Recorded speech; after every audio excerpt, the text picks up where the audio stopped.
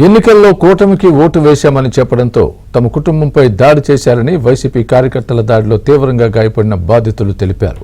Visakha GVMC 49వ ward పరిధిలోని Burma camp వద్ద సుంకర ధనలక్ష్మి, ఆమె కుమార్తె నూకరత్నం, కుమారుడు మణికంఠపై స్థానిక వైసీపీ నేత అనుచరులు దాడి చేశారు.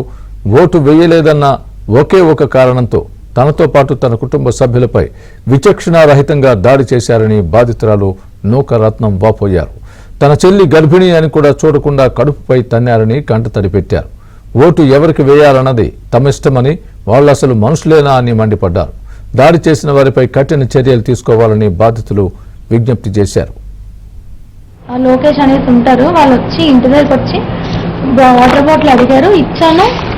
తర్వాత మళ్ళీ టీడీపీ కోసం వస్తారు, తర్వాత మీరు ఎలక్షన్స్ కోసం అన్నీ ఎత్తి చాలా హంగామా చేశారు.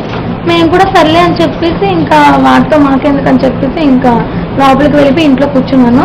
తర్వాత అమ్మ వాళ్ళు బయటికి వెళ్ళారు, తమ్ముడు నేనే ఉన్నాం. అలాగా గొడవ అవుతూనే ఉంది. పెద్ద పెద్ద నోర్లు తరవడం, బీచుగల ఇరగొట్టడం, ఇంటి దగ్గరకు వచ్చి ఇంకా ఇంట్లో కదా ఇసిరేస్తున్నారు. నేనేమో తలుపులో వేసుకున్నాను. బయటకు వచ్చి మాత్రం అడిగాను ఎందుకు అలా అవుతున్నారని చెప్పేసి పెద్ద నోర్లెట్ నేను అరిచాను. ఇంక వెంటనే 100 ఫోన్ చేస్తానని వెళ్ళిపోయారు. అది 7 గంటల టైంలో అయింది. తర్వాత 10:09 ఆ టైంలోని మళ్ళీ వచ్చారు. ఆశ అని చెప్పేసి లాస్ట్ ఇయర్ ఉంటుంది, వాళ్ళ రిలేటివ్సే. ఆ అమ్మాయి వచ్చి మా అన్నయ్య మీదకి నువ్వు వస్తావా, వాళ్ళే మా ఇంటి మీదకి వచ్చారు, వాళ్ళతోనే మా అన్నయ్య మీద నువ్వు తిడతావా అని చెప్పేసి ఆ అమ్మాయి వచ్చి నాకు కోలుకుంటే విసిరేసింది మొహం మీదకి. విసిరేసి తర్వాత వాళ్ళ అమ్మాయేమో నా జుట్టు పట్టుకొని లాగేసింది, అమ్మని కొట్టేసింది. తర్వాత వాళ్ళ అన్నయ్య వచ్చి వెనక నుంచి రాడ్డు పట్టుకొని వచ్చి ఇక్కడ ఎడమ వైపు తల మీద కొట్టేశారు. చాలా 2 సార్లు కొట్టారు.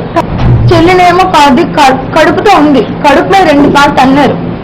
నేను పడుకొనే ఉన్నాను, అన్ని చూస్తున్నాను, ఇలా పడుకొనే చూశాను మొత్తం అన్ని. అమ్మ పడిపోయింది, తమ్ముడు అక్కడెక్కడికో తీసుకొని వెళ్ళిపోయారు. చెల్లేమో వెళ్ళినందుకు దాన్నేమో తన్నేశారు, ఫోన్ తీసుకొని ఇసిరేశారు. చెల్లేమో 2 పేరు పట్టుకొని పైకి ఇలా ఎత్తేశారు. ఏమైనా అయితే అసలు మనుషులేనా? అసలు ఒక్క ఓటు కోసమా? ఓటు అనేది ఎవరిష్టం వాళ్ళది, నచ్చిన వాళ్ళు చేస్తాం, వాళ్ళకెందుకు?